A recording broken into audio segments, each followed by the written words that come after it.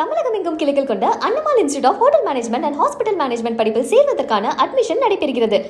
இந்தியாவின் நல்லுறவை இழப்பது பேரழிவாக அமையும் என்று அமெரிக்க அதிபர் டிரம்பிற்கு நிக்கி ஹாலே எச்சரிக்கை விடுத்துள்ளார்.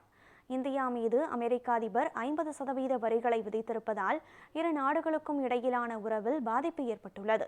அமெரிக்க அதிபரின் கூடுதல் வரி விதிப்பு நடவடிக்கைக்கு இந்திய வம்சாவளியை சேர்ந்த ஐநாவிற்கான முன்னாள் அமெரிக்க தூதர் நிக்கி ஹாலே கடும் எதிர்ப்பு தெரிவித்துள்ளார்.